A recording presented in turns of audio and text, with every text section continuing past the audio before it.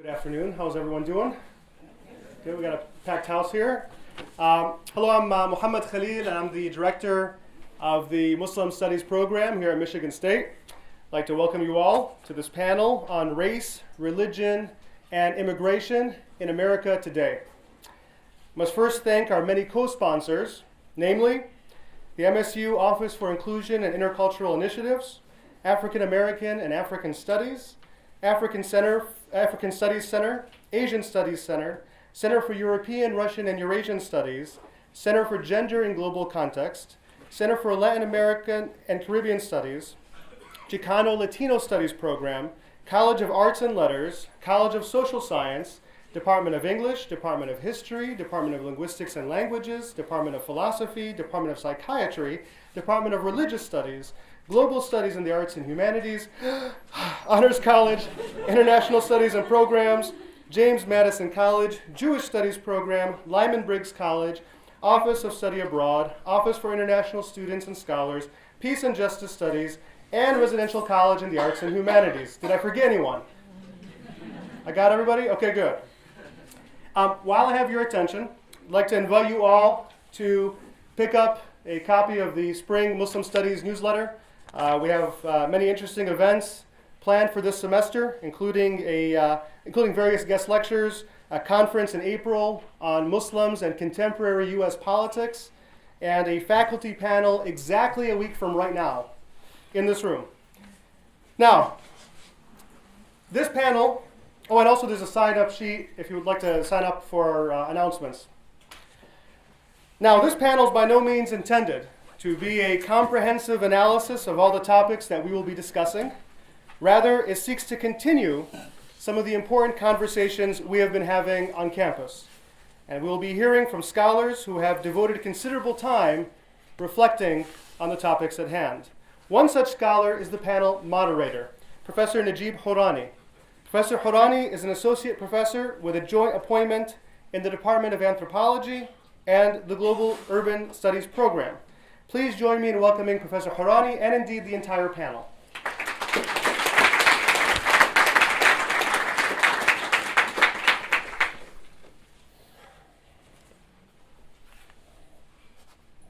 Okay, I don't know. Can you hear me without this? Is this okay? No? Usually people tell me I'm very loud. Now can you hear me? All right.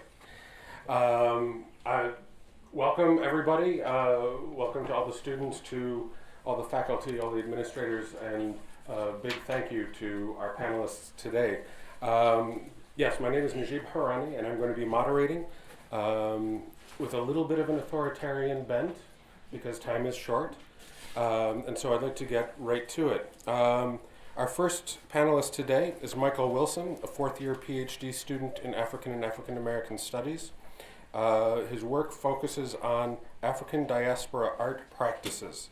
Michael is the recipient of the 2014 Nelson Mandela Museum Fellowship, the 2016 Summers IAH Excellence in Teaching Award, and the 2017 Excellence in Diversity Award for Artistic Expression. So please join me in welcoming Michael Wilson. Michael?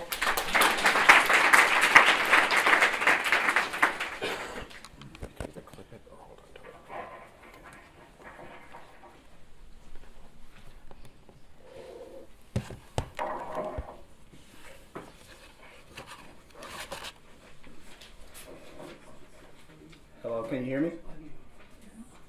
I'll read to keep my 5 minutes as concise as possible. When I think about race in today's America and what our role is in shaping our future, I feel it's imperative we commit ourselves to movement work on a local level by connecting with local community organizers, organizations, and aggressively engaging in local politics. For example, MSU senior and former Black Student Alliance president Maya Jones is running for Detroit mayor. While we engage in this work, however, there are two things we need to consistently keep in mind. The first, at the very foundation, our engagement, our commitment must be an intersectional commitment. As we look at the current political discourse in regards to Islamophobia, trans and homophobia, and anti-blackness, we see that white supremacy is very much intersectionally hateful. Thus, our justice and liberatory work cannot be one-dimensional. The second is more of a self-analysis and critique regarding our genuine intent and overall involvement with this work. There are three specific events that made me think about today's America and the intersectional relationships with movement work. The first is 9/11, the second is the shooting of Amadou Diallo, and the third is the Women's March. I'm from New York, so I witnessed September 11th firsthand. The U.S. began gearing up for the apex of this war on terror. However, I witnessed something else. There were some people throughout New York that were full of anger and excitement, attacking anyone with a hijab and destroying corner stores and local businesses owned by anyone who was brown. As a matter of fact, if you just had your hair wrapped in cloth and you weren't white, there was a chance you could be perceived as a threat. It was in that moment that I realized there actually existed a group of people who were using the threat of terrorism to actually act out their white supremacist fantasies. And those fantasies could be protected by Homeland Security. The second was in regards to Amadou Diallo. Diallo was a 23-year-old immigrant from Guinea who was shot 41 times by plainclothes NYPD officers who mistook his wallet for a gun. The 4 officers were charged and acquitted for second-degree murder. Next week marks 18 years since Diallo's death, and his murder served as a catalyst for criticizing New York's stop-and-frisk policy, and since then has been proven to be nothing more than a racial profiling tactic. So let's fast forward to the 2016 presidential debate. When asked, in what ways could a bridge be built to better the relationship with the African American community, Donald Trump said, with his own words, stop and frisk. That same policy proven to be inherently and institutionally racist, which leads me to ask, where is this bridge connecting to? Especially when he threatens to send the feds to Chicago as a remedy for inner city carnage. The third is in regards to the women's movement. Over 500,000 people convened in Washington, D.C. on January 21st to unite for women's and human rights. The massive crowd was amazingly diverse, reflecting all the shades of the human spectrum. It was a beautiful sight. Then I saw this picture. Angela Peoples, director of the LGBTQ organization Get Equal, she was holding a sign that said, "Don't forget, white women voted for Trump." Looking at the sign in front of 4 white women taking a selfie with their pink pussy hats, I began thinking about the 50+ % of white women who voted for Trump as compared to the percentage of people at the protest. And I asked myself, I wonder if and how many Trump voters may be here. I then began thinking of this term that critical race theorists use called interest convergence. According to this theory, white people will support racial justice when they understand and see that it is something in it for them, when there is a convergence between the interests of white people and racial justice. I see interest convergence when Donald Trump meets with Family Feud Steve Harvey to take advice on community development and racial justice, as opposed to the author of the new Jim Crow's Michelle Alexander. But when I saw all those people in the march and what the march stood for, and the massive media coverage that actually overshadowed the planned actions of Black Lives Matter and the Movement for Black Lives actions that they had planned throughout that weekend, I thought to myself, black people, and in particular black women, have been mobilizing and literally saying the same thing all throughout 2016, all throughout 2015, all throughout 2014, and so on. And since this presidency has made it very clear that there will be no protections and privileges for anyone who is not a wealthy white man, I asked myself this question: is it only the end of the world when white women say it is? Can this question seem a little unsettling? Yes. But it's not about going tit for tat, but rather asking an honest and uncomfortable, self-reflective, and critical question that challenges our intent behind involving ourselves in movement work. Are we doing it because we are genuinely invested in the diversity that comes with basic human rights? Or are we only showing up when it's convenient for us? I'm not here to answer the question, but what I can say is that there is no justice in not asking it. Finally, we all need to be responsible in how we use terms like Black Lives Matter to make sure that it's reflective of the movement's guiding principles and not just a cliche or a line item on our curriculum vitae. Thank you.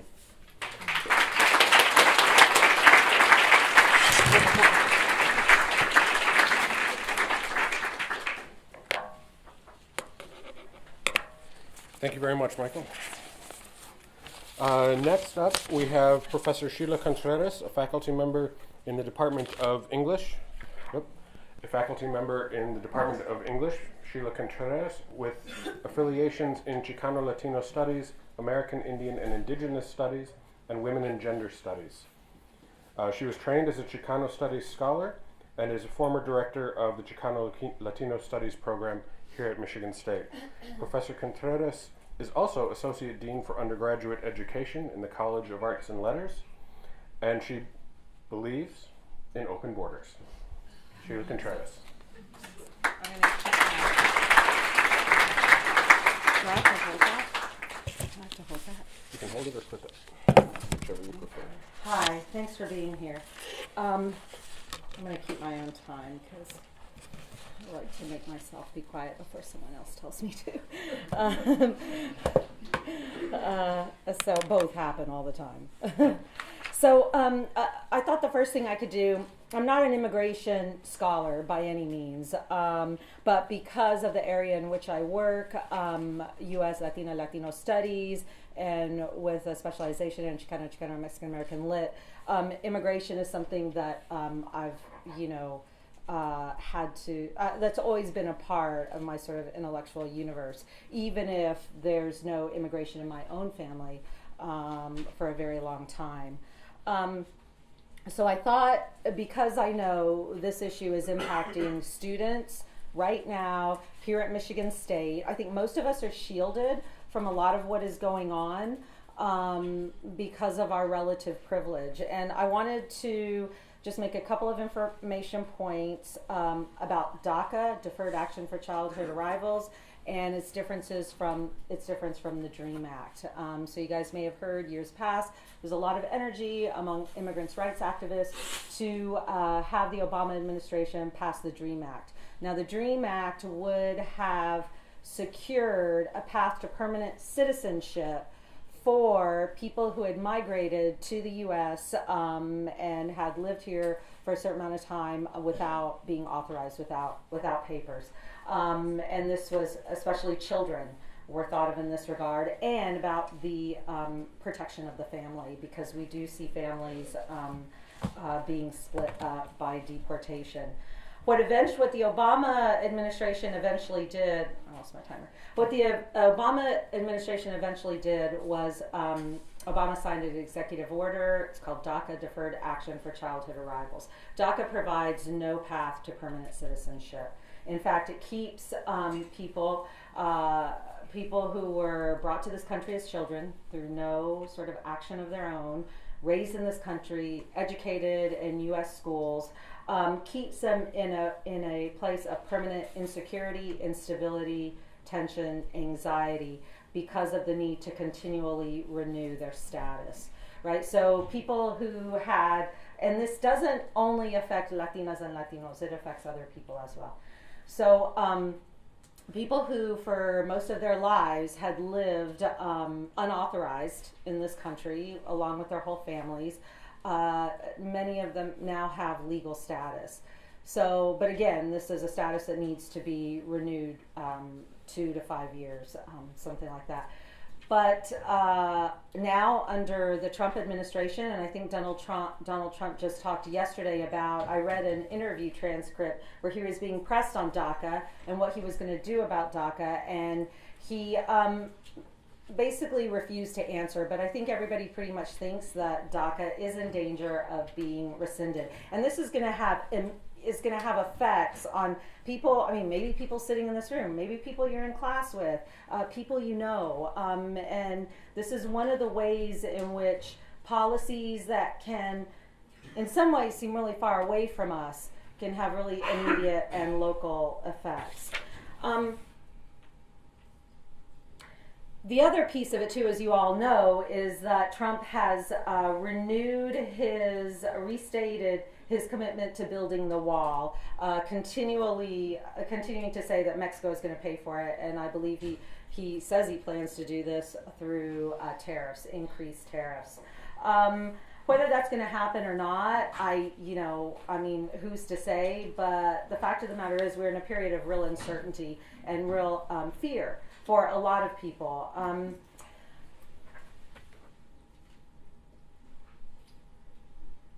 I think we have to think of immigration too in terms of the Trump administration's recent restrictions on the acceptance of refugees to this country, which is having immediate and direct impact. The fact of the matter is people are refugees a lot of times because of U.S. foreign policy. And they come to the U.S. because of what the U.S. is doing in their countries. 1 minute.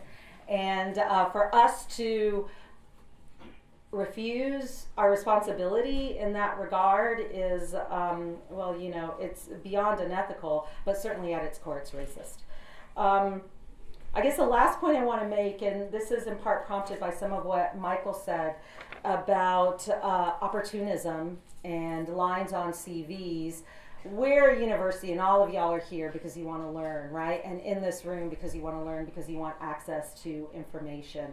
I believe it's going to be, and as somebody who has been associated with ethnic and women and gender studies my whole career, I'm afraid for our curriculum, and I'm afraid about the potential limitation of the kind of content we try to deliver in those classes, in those programs, the kinds of analyses we try to teach students and encourage each other to develop. And so I just want to, as you're thinking about all of these other things and finding your own ways to resist and intervene and make your voices heard, to not forget about curriculum and the importance of keeping and strengthening our African American studies, Chicano Latino studies, American Indian Indigenous studies, women and gender studies, LGBTQ studies. We have to protect these programs, and it's just part of the greater struggle. Thank you.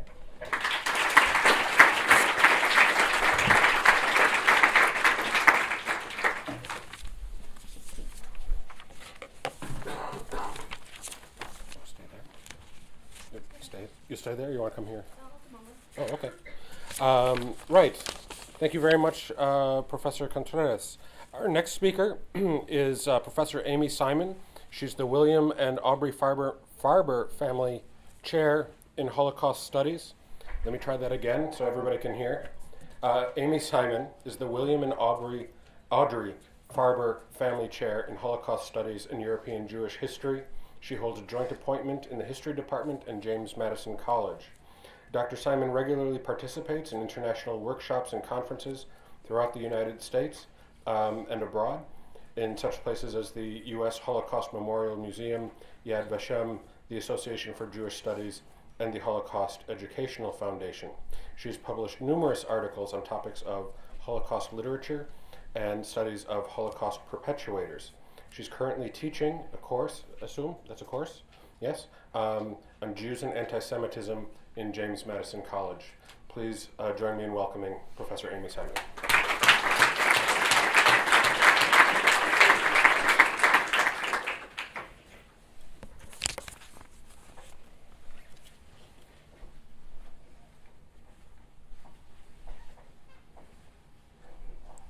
Okay, thank you all for being here. Can you hear me in the back? No? Okay. Now can you hear me in the back? I will speak loudly. Okay, thank you. Because, hold on a second. Let's find my PowerPoint. Because I'm a historian, I start with history.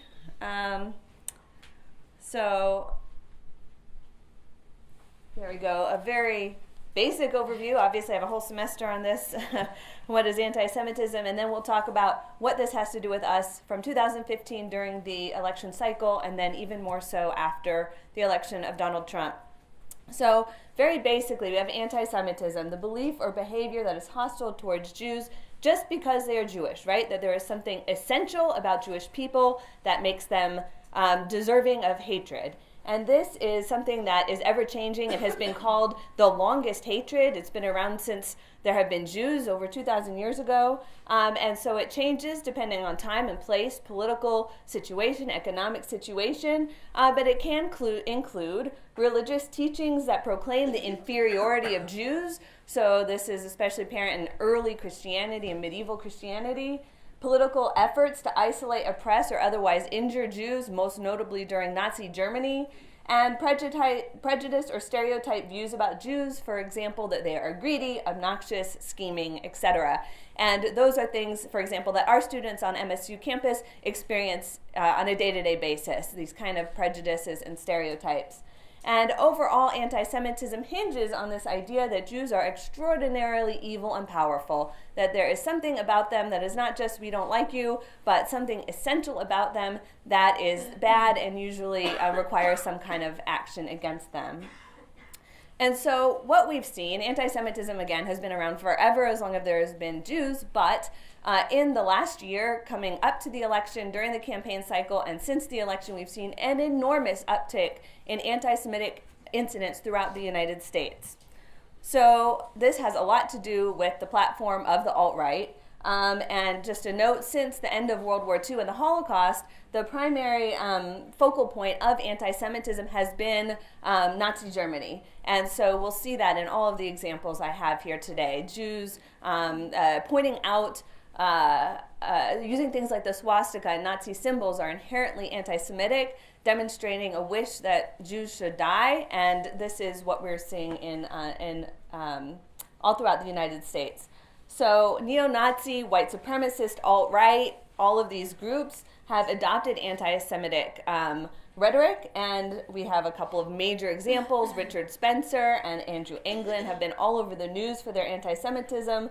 We have Richard Spencer saying, we have the famous example from November 21st where he gave a speech in Washington, D.C., where he ended the speech with "Hail Trump, hail our people, hail victory." The German translations for that are Heil Hitler and Sieg Heil. Very clear anti-Semitic references, demonstrating that there is no place, in his opinion and others in the alt-right's opinion, for Jews in white America. And then secondly, we have Andrew Anglin, who runs something called the Daily Stormer website. The Daily Stormer, again, is basically a direct translation to Der Stürmer, which was an anti-Jewish Nazi propaganda organ in Nazi Germany. And his quote here, we have, "The goal of the alt-right is to ethnically cleanse white nations of non-whites and establish an authoritarian government. Many people also believe that the Jews should be exterminated." And so again, there's absolutely no place in white America for the Jews. So since the election, we've seen this enormous, as I said, uptick in anti-Semitic incidents. The Anti-Defamation League tells us in 2015 there were double the number of anti-Semitic incidents on college campuses as the year before. And this is very clearly linked to the election campaign around Donald Trump, spurred on by Trump's xenophobic rhetoric, which made anti-Semitism seem acceptable at the very highest levels. And this really centers, I think, around his close relationships with Steve Bannon, who, as we all know, was the executive chair of the far-right paper website Breitbart News, the platform of the alt-right, for people like Spencer, like Anglin, who have said all of these things about Jews, among, of course, everybody. I'm just talking about Jews. This also sent the message, because Bannon is now such a close advisor to the president, of anti-Semitism, a condoning of anti-Semitism, again, at the highest levels of government. We have example from the campaign itself. This was very controversial. You have Hillary Clinton's face on a pile of $100 bills and the 6-pointed star saying, "Most corrupt candidate ever." This is the Star of David. And in case you were worried that maybe this was an accident, they didn't mean it, this image came exactly from a white supremacist website. So Donald Trump tweeted this on July 2nd, 2016. So anti-Semitic rhetoric coming right out of the campaign itself. Since the election, there have been, this is shocking to me, the Southern Poverty Law Center reports 100 anti-Semitic incidents in the U.S. just in the 10 days after the election. There were, according to the ADL, 940 incidents all year last year in 2015, which was already up from before. So a huge uptick in these incidents, including all kinds of things: anti-Semitic graffiti, threats against Jewish journalists, professors, death threats against Jewish professors, and threats of bomb threats against Jewish community centers and synagogues. And I'll just leave you with this image, and you can see the very clear link between discussion of very much alt-right, white supremacist, neo-Nazi discussion of anti-Semitism and what's going on in the U.S. today all around the country with the swastikas, the Sig Heil, Heil Trump, and use of the yellow star and the word Jude, which was how Jews were targeted in Nazi Germany. And I just want to leave with the message that this is happening to our students. It's happening every day to our students, and we need to be vigilant and we need to fight against it. Thank you.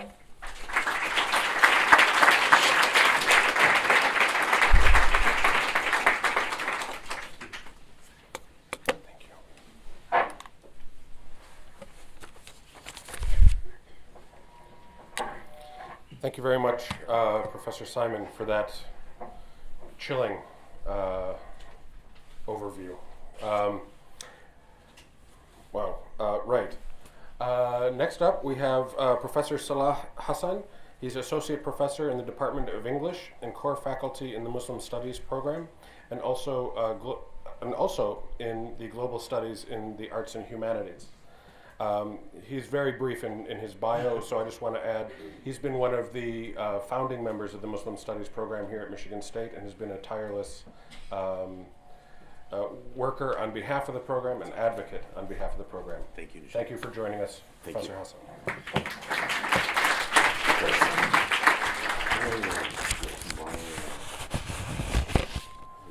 How do I get is this where I'm going? Is it right here? I think it's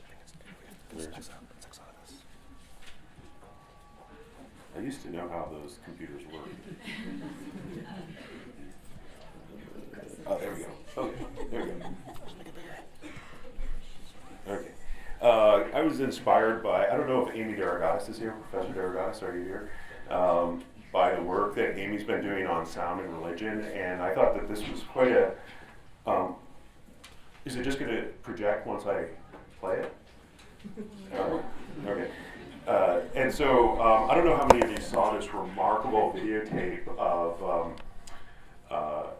Donald Trump shortly after he was inaugurated. He was invited to this ecumenical event at the National Cathedral, and I'm just going to play it for you. And it's about a minute and a half, and then I'll speak very briefly.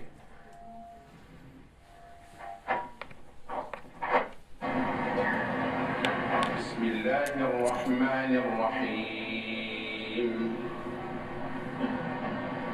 يا أيها الناس إنا خلقناكم من ذكر وأنثى وجعلناكم شعوبا وقبائل لتعارفوا إن أكرمكم عند الله أتقاكم إن الله عليم خبير. O humankind, I have created you from a single male and female, Adam and Eve, and made you into nations and tribes and communities, that you may know each other. Really the most honored of you in the sight of God is the one who is the most righteous of you. And God has full knowledge and is well acquainted with all things. ومن آياته خلق السماوات والأرض واختلاف ألسنتكم وألوانكم إن في ذلك لآيات للعالمين. And among the signs of God is the creation of heaven and earth, and the variation in your languages and your colors. Verily that are signs for those who know. Okay, so CNN got both of those wrong. That was not the call to prayer, and that was not the Fatiha that they but it's okay. That was the Quran. And so anti-Muslim, like anti-Muslim sentiment, like anti-Semitism, is a very powerful and troubling form of political expression these days. And of course, it's taken on a policy form in ways that I would hazard to suggest that is analogous to the building of the wall and immigration policy.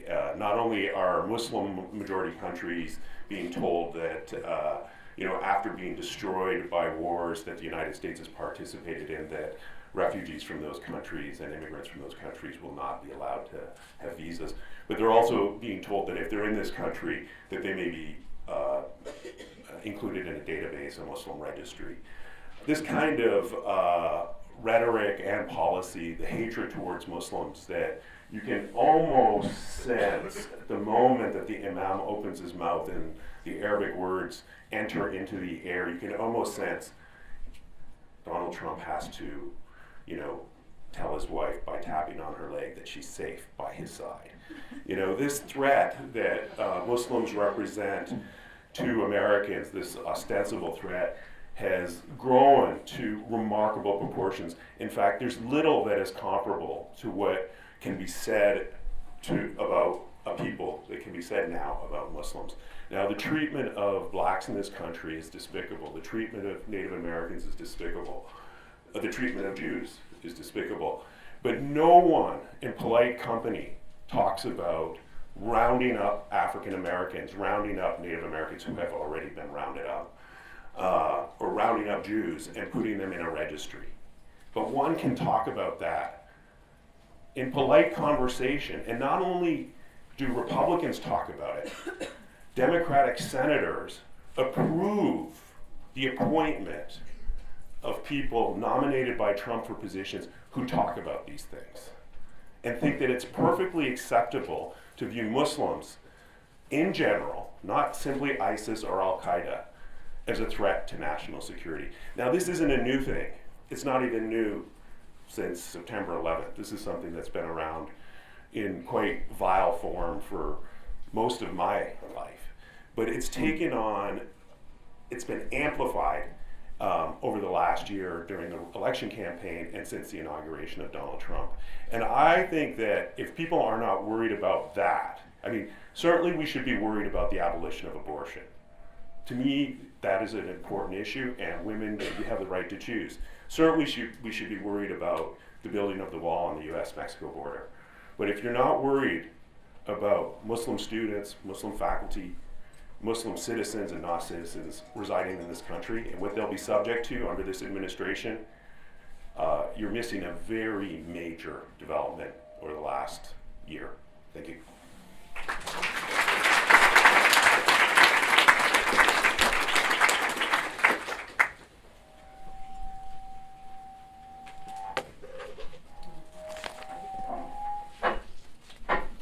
Thank you. I know, I'm rushing the stage. That's all right. I don't want my time to get cut off. That's okay. Right, thank you, Professor Hassan. Next we have Erin Graham. She teaches women's studies and Latin American history here at Michigan State University, where she's also currently revising her manuscript, Mothers, Migration, and Maquilas, Redefining the Family in Modern Mexico, for the University of New Mexico Press. Congratulations. Erin is also the Vice President of the East Lansing School Board, where she works on issues that are relevant to the conversation that we're going to be having today. Please join me in welcoming Professor Erin Graham.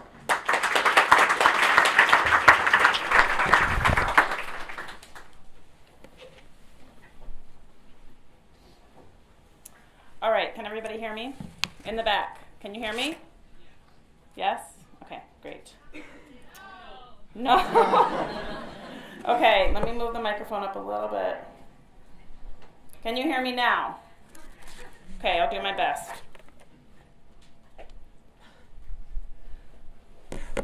So thank you everybody for being here today. I too am going to try and read my notes as best as possible to stay within that 5-minute, very short time limit. As was mentioned, I work both here at Michigan State, that's my paid job, teaching Latin American history and women's studies, and then my unpaid volunteer elected position is on the school board. I think that both are relevant to the conversation we're having here today, so I'm going to pull from both of them for my talk as well as when we have our conversation. I want to take this moment right now to reflect on where we have been, some of the challenges posed by the new administration, and then to offer some brief thoughts on where we might go. In the past few years, we have seen tremendous progress, I would say, in terms of how we think about gender and sexuality in a lot of arenas. We have high school students coming out who have new terms every day, right, that are more and more inclusive. But on this front, I think, unlike some of these other areas, perhaps, we quickly start to take things for granted. It was only a year and a half ago that gay marriage was made legal in all 50 states. Only a year and a half ago. Nearly simultaneous with that legalization of gay marriage, we had a number of cases that had been litigated throughout the country in K-12 schools about gender identity. And a lot of those have resulted in transgender students being afforded more protections under Title IX, so some progress there. At the same time, we had things that, age-old things that have issues that have persisted, the wage gap. Of course, the wage gap for white women being 78 cents for every dollar a male makes, and then we take it down to 54 cents for Latina women, 64 cents for African American women, 59 cents for indigenous women for every dollar that a white male makes. So persistent issues that have not gone away. We also saw in many states, not at the federal level so much, but in many states, the rolling back of reproductive rights. So Texas's tightened restrictions on abortions, maybe some of you heard about, led to the shuttering of many abortion clinics. The number of clinics there is about half of what it was just a few years ago. This trend was happening in a lot of red states throughout the country just in the past few years. A little statistic on that, between 2011 and 2014, state lawmakers throughout the country enacted 231 abortion restrictions. We know that the lack of access to choice. Did I turn it off? Oh no, I wanted to move around a little bit. I turned it off. Can we pause my time? Low battery. Oh, low battery. Okay, it wasn't me. Okay. All right. Use this microphone. Okay. All right. So we know that the lack of access to choice for what women do over their own bodies is the most difficult. It's most difficult for women in poverty situations to bear, right? To get that access. So we've had status quo, we've had progress, we've had setbacks over the past few years on the gender and sexuality front. The new administration has promised to expand restrictions on women's reproductive rights. They already did so this week with a ban on the usage of federal funds to organizations that provide abortions internationally. Trump has taken positions that threaten the protections offered by Title IX, both at the college level. So you think of sexual assaults. Many of you are probably familiar with how Title IX has been used to litigate some sexual assaults at the college level to provide students with protections there, and also at the K-12 level, Title IX has been used when we think about gender identity and transgender students' rights. Women can expect more difficulty getting access to birth control, so think of the repeal of Obamacare and additional challenges securing abortions. Beyond this, and I think this is really important, and perhaps one reason why we saw so many people, so many women and men show up this past weekend in DC and elsewhere, and that is that there's this pervasive threat to women's bodies and mental health as they see a president who rose to power seeming to legitimize sexual assault. Thank you. So you can think of the news clip, of course, from this fall. There's many other policies that are not gender specific, and I think I'll skip over those that we'll talk about more with the panel, that also have an impact on women. And this leads me to my final point of how we move forward. So this past weekend, the march was, of course, already mentioned. I know it's on everybody's mind. We had first-time protesters. We had long-time feminists, white feminists. We had Black Lives Matter activists. There were indigenous women who reminded marchers there that they were marching on stolen land. So it was a diverse gathering, and I do see some hope coming from that. But I want to reaffirm what I think that the organizers of this march in DC did a very good job of, and that is to remind us that we need to be and stay intersectional. It would be easy for us to each get pulled to the side and forget others' issues. And moving forwards, we need to stay intersectional, echoing Mike's point over here. So I want to end with a quote by Audre Lorde, who says, "I am not free while any woman is unfree, even when her shackles are very different from my own." And I would ask that we keep this in mind as we move forward, not just for women, but for all of us. Thank you.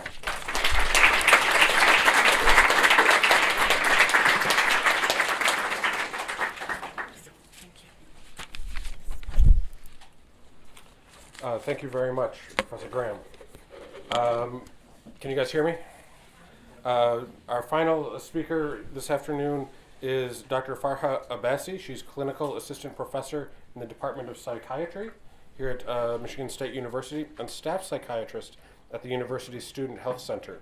Her areas of interest are cultural psychiatry and teaching medical students how to provide culturally appropriate care to Muslim patients. She works directly with the Muslim American community to encourage integration rather than isolation from mainstream society. Dr. Abbasi has received the Mayor's Town Hero Award, Michigan Women Community Service Award, and Pioneer Award from All Pakistani Women's Association. Thank you. Welcome, Dr. Abbasi.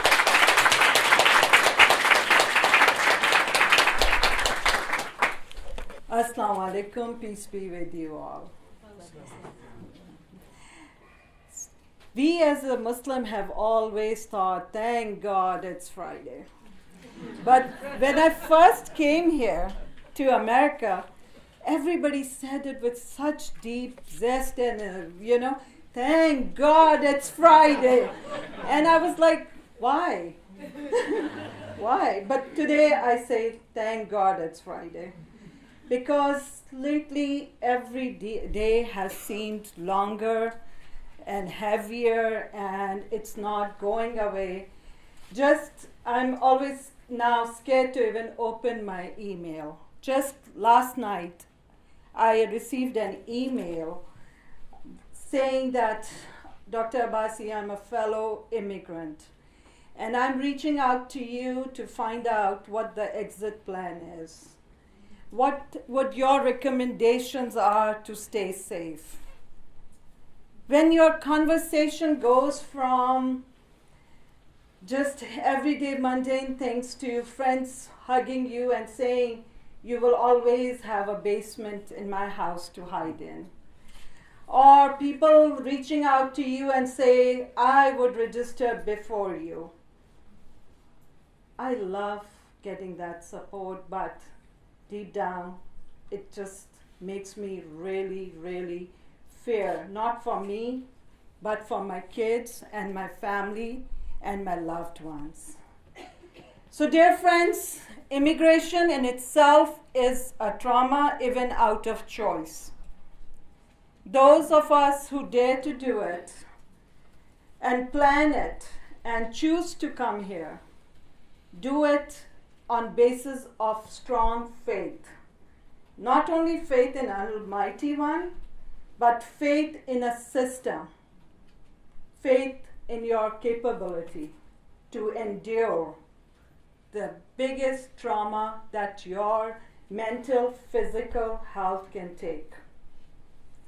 Immigration is a complete loss of your identity. It's daring to undo and forget everything that you were about. I have here this piece of paper.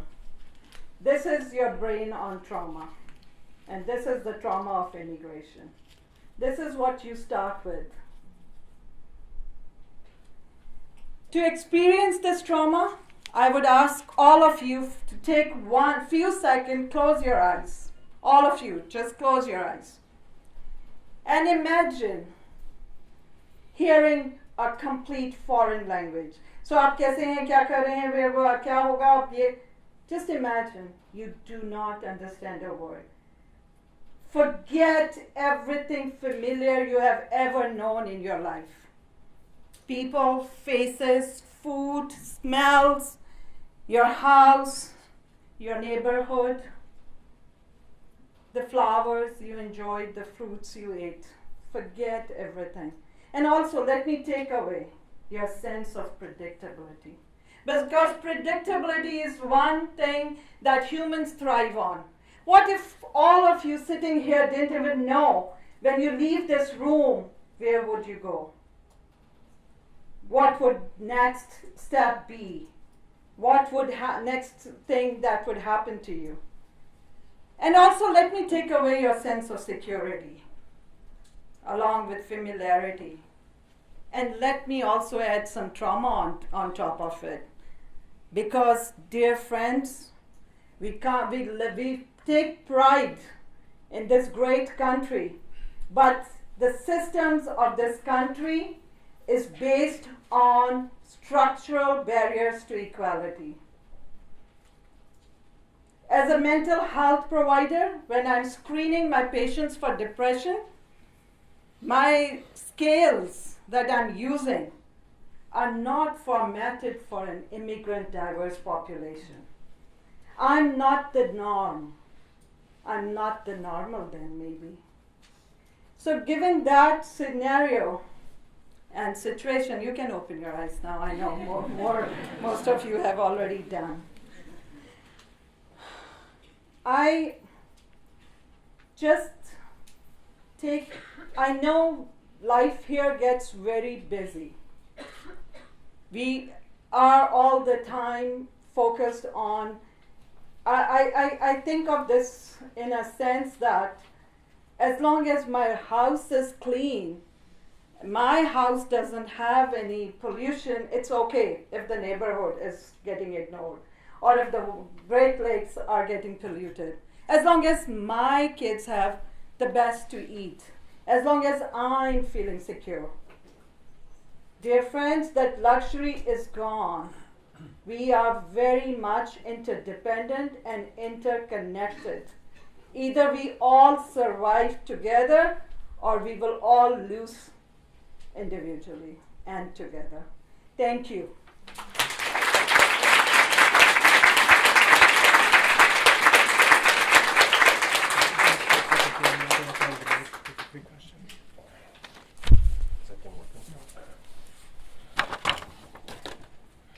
Okay, do you have another mic, or do you want to share this one? Or?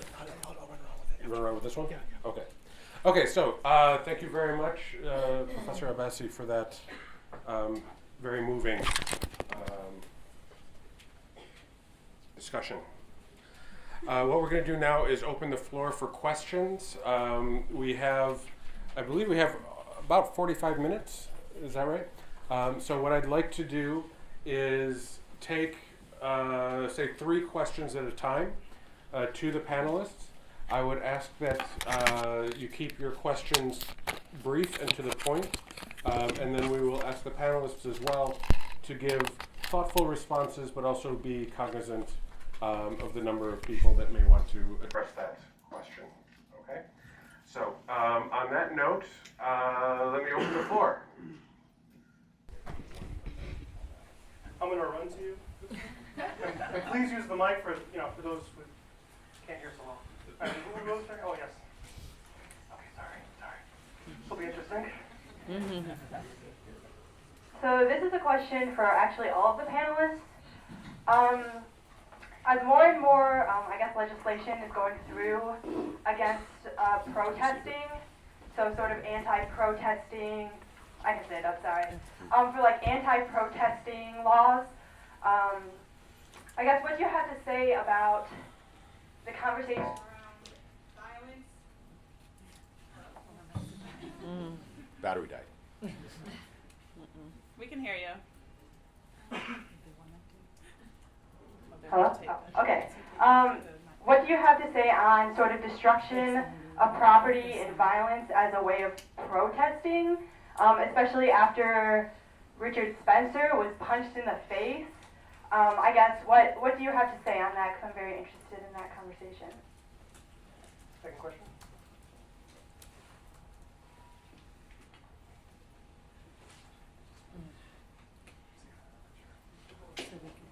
Hello, thank you all for this wonderful panel. I would like to invite you panelists to comment on the role of global solidarity and interconnectedness with people in different continents, Europe, where I'm from. I look forward to your answer.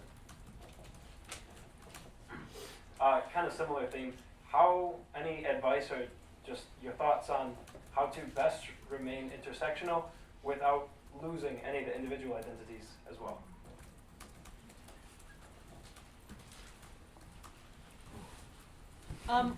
In terms of in terms of the destruction of property and the use of violence, I mean, I guess I think about that in a way. We can't hear you. Oh, sorry.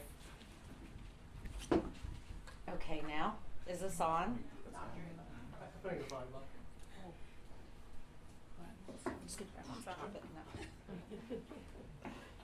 Hello? Are you sure you can't hear me? Really? So, okay. Hello? Okay, there. So I guess in terms of, for me, the first thing that springs to mind when I think about destruction of property or violence and the criminalization of certain of those expressions within the context of protest is I think about laws, libel laws, loitering laws, vandalism laws, which were developed to control people and to limit access of certain people, certain so-called undesirables, right? That, you know, public spaces are public spaces only for certain kinds of people. And at a time when the U.S. government is apparently getting ready to reinstitutionalize the use of violence and torture and what are these places called? The black sites, yes. I mean, you know, I guess that's my first response. I mean, the government uses violence. Sexual violence against women has always been a tool of war. It's been ideologically justified and institutionalized in the military and police practices. You know, governments, states, militaries destroy property all the time. What's going on in Standing Rock right now? You know, that's a destruction of property. That's a continuation of dispossession, expropriation, Indian removal. So, yeah, I mean, I'm not, you know, in terms of the Richard Spencer thing, you know, I just prefer to think about it all in this broader context and different standards and different kinds of accountabilities, depending upon where you are in the hierarchy and who your collective identity is connected to. Off the top of my head.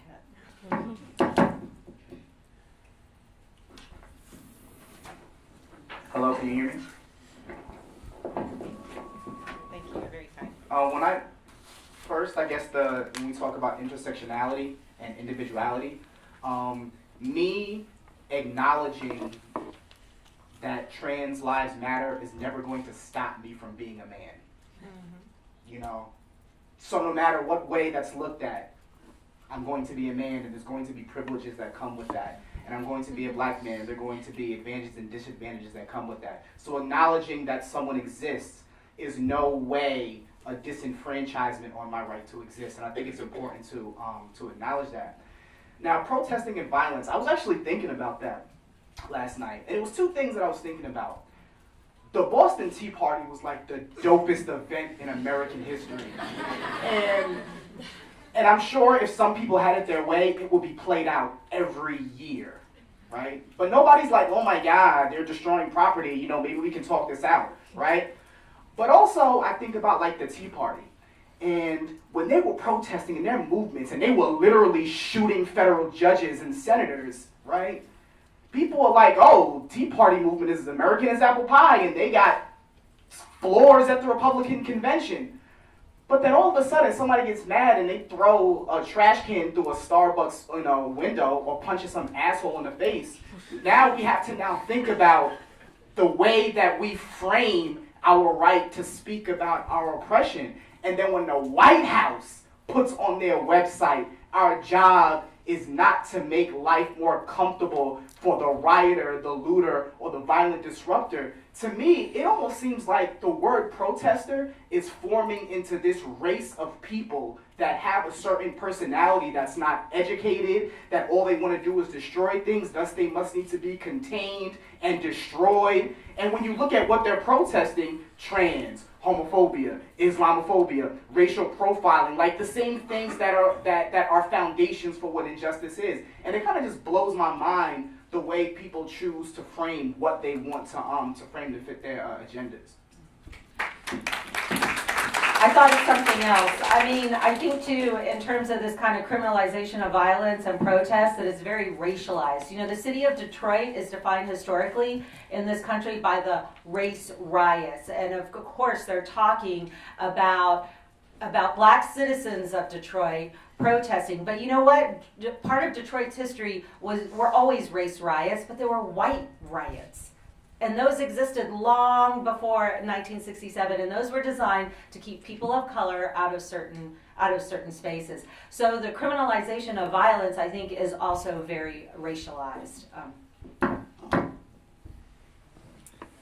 I would like to speak a little bit to the question of the global solidarity and interconnectedness.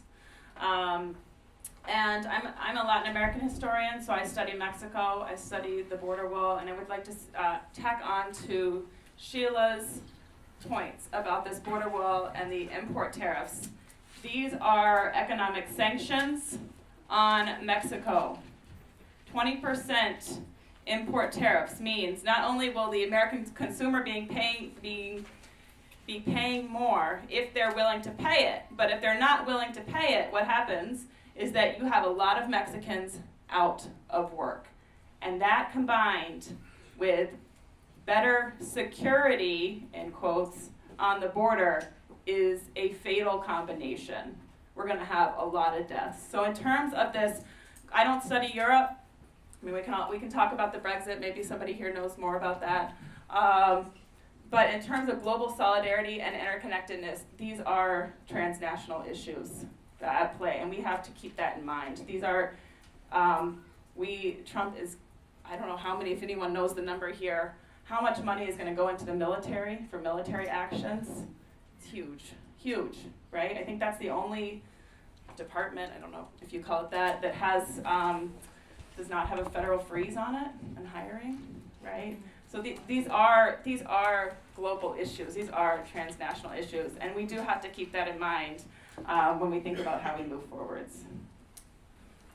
Yeah, I was going to just comment on that question too about global solidarities, and I think that it's quite remarkable the degree to which people have responded more at the grassroots level, but in some cases governments themselves have done things, and the media in response. For example, The Guardian has taken on the election of Trump as a major issue and is very concerned, as the Guardian is with Brexit, and how Brexit and the election of Trump came together in similar kinds of ways. They weren't expected. It wasn't expected that the Brexit vote would pass. It wasn't expected that Trump would be elected, and both of them actually turned out the other. And so the question is, how did that happen? How did the unexpected? And so international media has been actually quite good in trying to investigate some of the issues. I think the flip side of global solidarity, of course, is that there is a global, there's a global part of the Trump thing, which is that the alt-right has its counterparts in Europe, and France and Germany, Italy, and Trump isn't an entirely new phenomenon. I mean, Berlusconi in Italy was not that different from Trump in many ways, and Gerhard Schröder in Germany, was he wasn't like Trump, but very much had some of the same kind of extreme conservative views about immigration. Angela Merkel is not particularly liked by Trump, and she's worked against some of the anti-Muslim rhetoric on the extreme right in Germany, but at the same time, I think it would be a mistake to consider her to an ally in advocacy for immigration rights, and also an ally in terms of challenging neoliberal politics, which have kind of combined this sort of sense that we see in Hillary Clinton, for example, or even Barack Obama, that we can have like this multicultural global world, but one that's still driven by the primacy of economic growth, and particularly economic growth that is measured by Wall Street. So we need to, I think this may be an intersectional issue as well, is like we need to think about how the Occupy Wall Street movement provided a foundation for resisting Trump, but never really provided a solution in the end to prevent Trump from being elected and the alt-right from emerging as a source of policy within the current White House. So, how can we take, the Occupy movement and the Women's March and those two things and basically say, well, in what ways do they provide certain kinds of models for organizing? But we have to go beyond them, obviously, because that's not going to be enough. You got 4 years, so we got to figure out like what is it going to take, and then what is the future of the Democratic Party going to look like?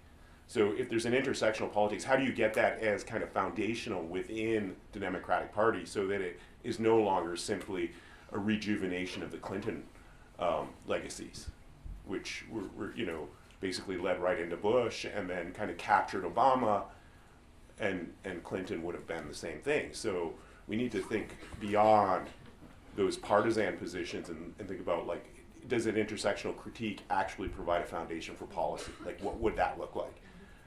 And so at what point will political scientists begin to embrace those ideas? Let me put a mental health perspective on violence and protest. We tend to focus on the behavior. We need to focus on the trauma. We are talking here deep-seated trauma, intergenerational trauma, call it racism, Islamophobia, but there is a movement right now to create a trauma-informed care, which talks about you don't look at things and say what is wrong with you. You actually think in terms of what wrong has happened to you. So I hope you guys keep that in mind. Thank you. Okay. Oh, Erin? All right, sorry. It's okay. I'll just say a brief thing also about the global solidarity. I was thinking a lot, thank you, when we had our women's marches and the solidarity of women's marches throughout the world. Last weekend, I was thinking about this event that happened in Poland not very long ago, right, when the very far right government there, part of this kind of European trend to the right as well, wanted to put a abortion ban in place, and the women not only marched but struck, right? They struck, and what happened? The government had to respond, and it was like all the women. It was unbelievable, and the government had to respond. Now, I don't know if our government will feel that necessity to have to respond, and it's kind of where I'm nervous about it, but I think it's a way for us to see a path that's not just speaking, but actions leading to some kind of result. More questions?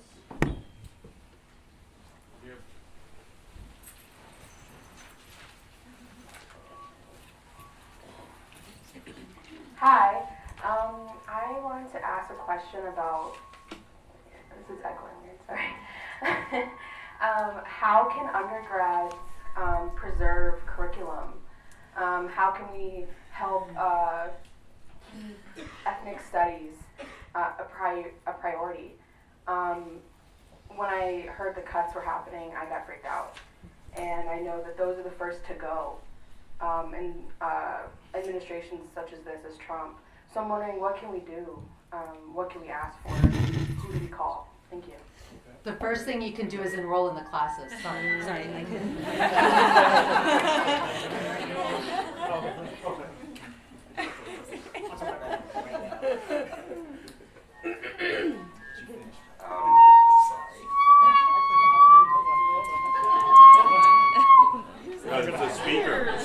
The speaker's right above your head. Oh, step forward a couple. Step away. Back.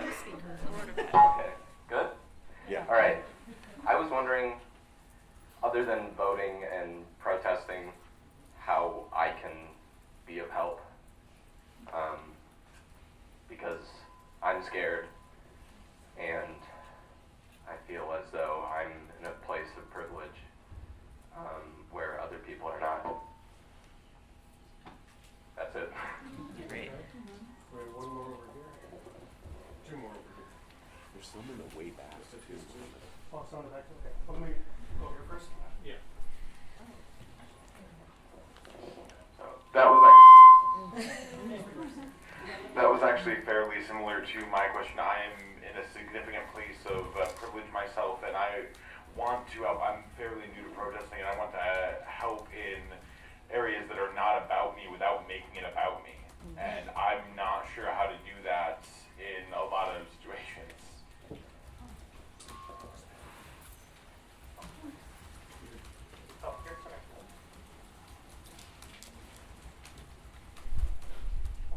Okay, so in recent news, Trump has imposed a temporary ban on visas for immigrants. Do any of you see this as a ban based on religion? Which on the floor? Yeah, let's open it back, take back to the panelists. Let me start with one. A couple of the questions were. A couple of the questions came back to what can I do? What can we do? And we've had some discussion from the panelists about the importance of intersectionality, the importance of connecting the national and the global. But also there's really important stuff that can be done right here at Michigan State, right here at the local level, right? I am so psyched to see this many people show up for this really brief program on a Friday afternoon, a miserable Friday afternoon at that. Right? That's awesome. What we need to do, I think, is think about how we can connect to each other across the divisions that have been created for us within the university, right? Divisions between student groups based upon ethnicity or race or religion, right? How can we create bridges between, say, the Arab Cultural Society and the Muslim Students Association, and Chicano Latino, and so on and so forth, right? Those things are things that we can do. Importantly, too, is making connections between faculty and students and faculty, right? Find ways in which student organizations can work with and support faculty and the programs. Find ways in which the faculty can support students and their programs, right?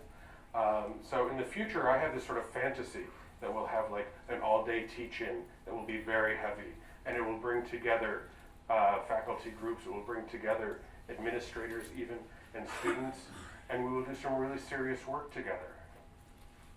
And then have a dance party. Right? Think about that. Right? These are ways that we can work together. These are ways that individuals can work together in ways that aren't about us, that also don't necessarily leave us feeling alone, isolated, and depressed. Right? We need to constantly think and think. Farha has many ideas on this, how to keep ourselves from taking ourselves out of the game, right? So these are things that I've been thinking about, but I'll turn it over to I just wanted to add one thing. Salah, Najib, that's another day, suicide prevention and intervention. But I think the biggest casualty of this election process and the results and the presidential executive order and all is accountability. I think we absolutely need to be on hyper alert and vigilant about accountability. We need to be aware what bills are being passed, and we have to start from the grassroots level, start from school boards. You should know who are your candidates running for your school boards. What do they stand for? What do they represent? Then go to more local elections, go to more mayor's elections, governor's elections. But be engaged. Civic engagement is the only way going forward. And when we engage in any process, it's very important to think in collective terms rather than individual. that my every word, how is it impacting others around me? My actions, how does it impact others around me? Because a simple thing that really was surprising and for me as a foreigner or immigrant when I came to this country is the apathy to the process of election, the importance of American vote. When you vote, you do not only vote for your country, you are voting for the rest of the world. So right now, feel that importance and responsibility of American citizenship, and how you can reach out people who are in positions of privilege. They can do more service right now. You are the most needed to reach out and look around and find who's traumatized or who's vulnerable, and just be cognizant of your words, your actions. That would be my thing. I'm going to tack on to that. And in terms of the voting, we had a lot of MSU students show up at the polls this year, but not nearly enough. As somebody who was out campaigning myself this fall, walking door to door, walking in Cedar Village, talking to many students, as well as, of course, many community members, I had so many students tell me, I'm not going to vote. It's not worth my time. And I couldn't convince them otherwise as much. I said, you don't have to vote for me, just vote. I couldn't convince them otherwise.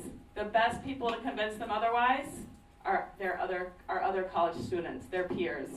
So not only do you just need to get to the polls, but bring your friends to the polls. Get them out to vote. Tell them why it matters. Tell them how it makes an impact.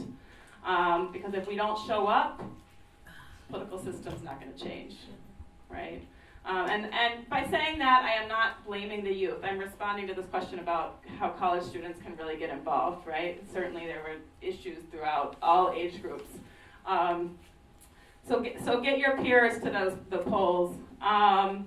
Those of us who live in town or fairly locally, or who are registered locally, I should say, we have one Republican congressman, and that is Mike Bishop. He needs to hear from all of us. He needs to hear that he should not be agreeing with all of Trump's agenda just because he's a Republican. And we need to do that on a daily basis. So that's another thing that I would recommend.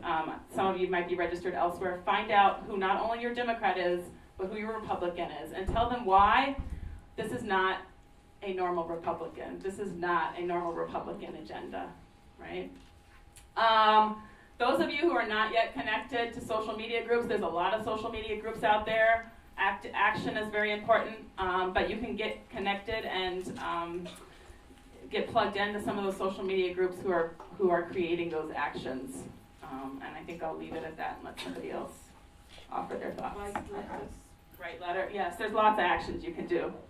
I just wanted to real quickly respond to the question about immigration. So there is a anti-Muslim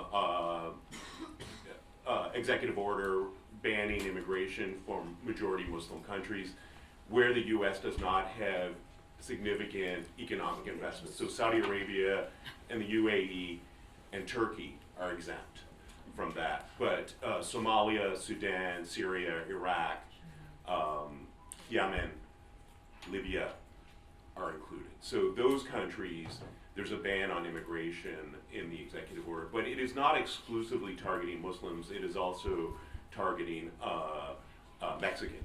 The same policy, and you may have heard recently in the news, quite a number of cities are sanctuary cities, and this is a really important issue, I think. And so anyone who's interested in doing something, I'm not sure exactly. I think East Lansing is a sanctuary city.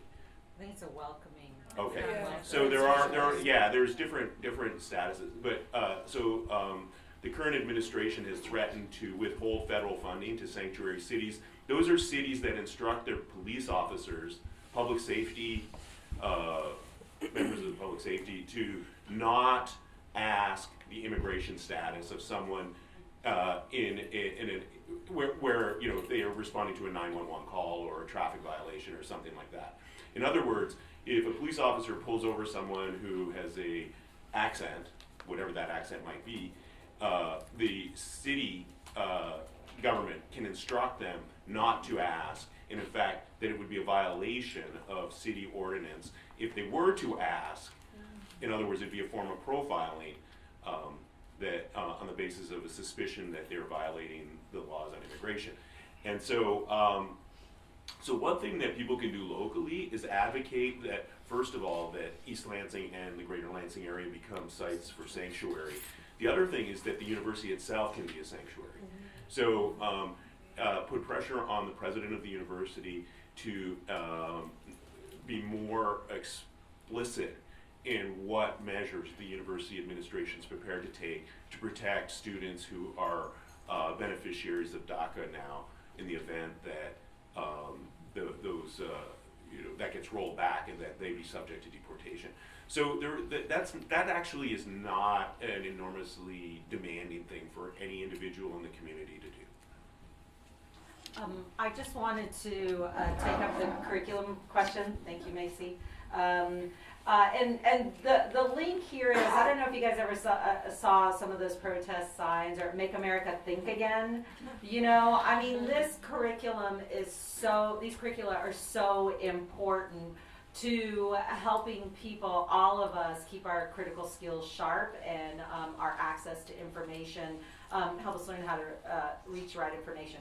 So the first thing I would say in terms of, like I said, protecting curriculum in ethnic, women, and gender, LGBTQ studies, enroll in the classes. But I recognize that sometimes this can be difficult. So students need to be aware of the ways in which your degree programs might be becoming structurally limited to decrease your choices and your opportunities to select classes. You need to ask for representation of inclusive curricula, classes in your degree programs and in your departments. Expect that. Expect course requirements, the courses you have to fulfill, to include quote unquote diversity. I'm just going to use that word. I did my little quote so you know that I have something to say about it. Anyway, until we have infusion throughout the curriculum, the diversity requirement is maybe the only way to ensure that many students are going to be exposed to content that is going to sensitize and educate them. And I think for women, LGBTQ students, people of color, that sometimes we don't take that classes because we've been educated in a system that through the absence of that content has told us that it's not important and not valuable. And in this context where everybody's, particularly for first generation students, they want a job, we want earning power, we want, so I would say that. The other thing I would say is expect classes and programs on race, class, gender, sexuality to be taught and designed by experts who know the content. And recognize that faculty share your experience and your struggles. Recognize also that we'll be here when you're gone. So I know for students, they're your programs when you're here, but they're also our programs too, because we have 20, 30, 40-year commitments to these programs. Talk to us, advise us, but also let yourself trust us within limits when we earn that trust, and so that we all have roles to play, and we can all teach each other, about how to do that. In addition to signing up for classes, I think that there are multiple ways to do this, and it's not one or the other. It can be both and. And I'll give you an example. So I'm a member of a black fraternity. It's called Alpha Phi Alpha. Back when it first started, they were a group of men who formed a social study club at Cornell because they were black disenfranchised college students, and they wanted to be able to get together to learn and survive the walls of academia.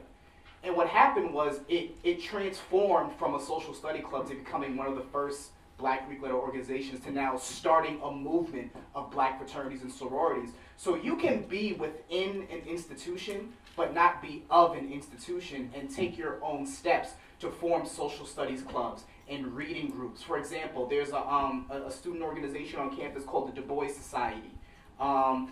There's a graduate student in African American Studies. Her name is Kristen Rowe. And you can look her up on the MSUID. She has a black feminist reading group, right? So these are ways that you can be engaged in learning content, with your peers while you are fighting for additional classes and also taking courses outside of your major. So there's ways that you can, I guess you can say, be proactive and start that, as opposed to just looking for it. Also, in terms of local involvement, I made a short list of some local organizations in the Lansing area. By far, it's not comprehensive, and I'm not even saying that they're all perfect or this is like the one-stop shop for liberatory justice in Michigan, but they're organizations that are doing something, and you can look into them, right? So there's one called Action of Greater Lansing. There's one called One Love Global. There's another called the Allen Neighborhood Center. There's another called the Northwest Initiative. There's another called Southside Community Coalition. There is a Lansing chapter of Black Lives Matter. They had a meeting yesterday. And there's also, I think it's called the Lansing JCs. You know, I can't give you a comprehensive explanation of what they all do, but I know one thing is they do something. And they have websites and Facebook pages, so you can go and ask, like, yo, what do y'all do? Can I come by a meeting? Can I learn? There we. What? So these are ways to get involved. The Peace Education Center is also another place, and they could use support, and they have internships, I think. Really quickly, I was just told that there is a protest at Mike Bishop's office on Monday, 2 to 5. That's out in Brighton, so if you need transportation to get there, keep that in mind. It's not super close, but if you want more information, can I redirect people to Kirsten, who's also a professor here at MSU, so she could give you more information on that protest if you're looking to get involved on Monday. Okay, The name of the group, to Lansing Indivisible. And I don't know, Mike, if you mentioned Forward Action Michigan of Greater Lansing. So there's a state page, and then there's I believe that this is split off from like Pantsuit Nation, when Pantsuit Nation decided to be just stories, and then they decided to be more political and activist, and they changed their name, but then there's a group based, and they've been posting a lot of different actions as well. I think we'll do one last question here in the back. Yep. Thank you for your time. I have a simple question. I know it's a complex way to arrive at the answer, but unity, how do we unify? I've seen a lot of things being a 50s baby, from rockabilly to rock and roll to blues, jazz, funk, hip hop, all that. And I went through demonstrations, the civil rights movement, the migrant farmers, workers, the American Indian movement, and a whole lot of things, demonstrations on the campus here during the Vietnam War protest. And I'm a staunch supporter in unity, and we are separated by what's in our hearts, not what the government's doing. I believe, I'm not answering the question, I'm not putting the question out there in the thought. And I've seen a lot of things evolve in revolution. They call it a lot of different things, and now it's unity, and that's what it's about, is unity to me. But how do we keep that nucleus cemented together, the powers who think they be separating us? I guess that's my question, because I've seen a lot of profound things and changes take place in this country. I'm dating myself right now, and you millennials don't mean I'm hanging out with myself. It means that I'm showing my age. Right on. Thank you for that. All right, so shall we? Takers? I think it kind of goes back to what I said earlier. I think that there's a big difference between unity and a bunch of people coming together. So like you have to have like a consistent, selfless self-critique on why you're doing something, why you're being involved, why you're showing up. And also you have to ask yourself, well, am I showing up for certain things and not showing up, for others, right? For example, when they, in the student union, when they wanted to get rid of the women's lounge, did I say something, right? And these are questions that I have to ask myself, right? Did I get involved? How could I get involved, right? Even though I will never step foot in there. But it's not about me ever stepping foot in there. It's about other people having the right to choose to step foot in there or not, right? So these are the questions that you have to ask yourself. Because like I said, there's a really, really big difference between unity and just getting a whole bunch of folk to come together. And I think that's where that self-reflection comes in. All right. And I just want to say something very brief. I think it's about empathy, right? Because that's the only way that we have real unity, where we're not just working for ourselves, and it's about truly putting ourselves in the position of other people, especially if we speak from a place of privilege, to feel that it does concern us as well, even if it doesn't have to do with us. And yeah, that's it. Empathy. I'll go back to Martin Luther King Jr. Injustice to one is injustice to all. And absence of something is not presence of something. So it doesn't mean that we just say justice should happen. Even if one person is feeling fear, feeling threatened and insecure, then justice is failing. So we need to go beyond and just what my choices were, what my comfort zone was, to what is going to be effective for each one of us all. I would say... Can I just quickly say one more thing to Najib? As a mental health provider, I can only say this is not a moment to feel disheartened, discouraged. I think just the energy that I felt at the Women March and what I'm seeing here in this room, what I'm seeing at the national level, I think we had become very, we were taking things for granted. A lot of us went through the process of saying this will never happen, this cannot happen in my country. So this has happened in our country. So this is a moment to actually reawaken, re-engage, re-energize. And have, in the end, I would say, have faith. Faith in Almighty, faith in the system, faith in yourself, and thank God it's Friday.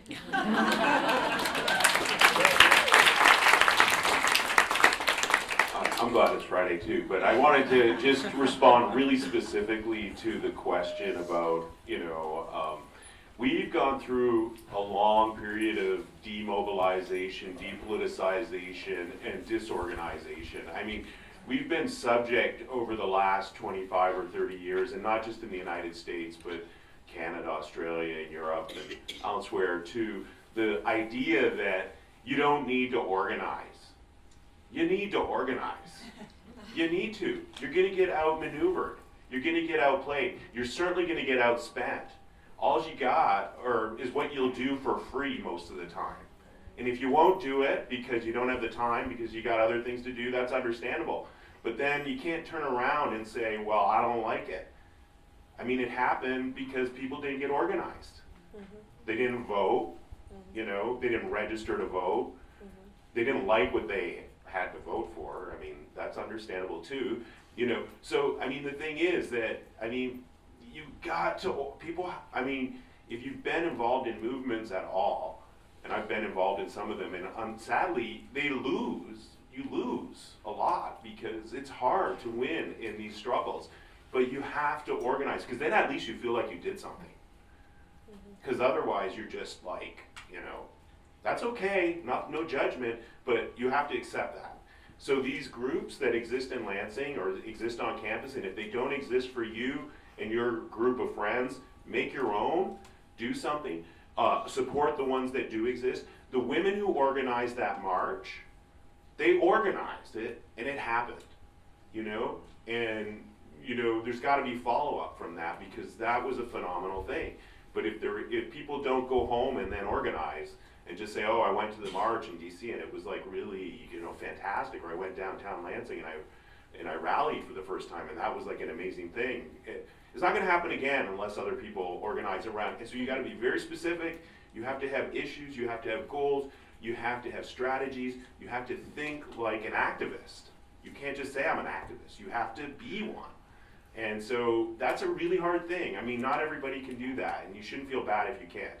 But I really do think that for a long time, for almost a generation or more, we've been told, 60s, 60s, all that, and you don't have to do that anymore. Well, you got to organize. And look at the unions. Look what happened. Sad. Thank you so much. Well, we're actually out of time. Please join me in thanking this wonderful panel.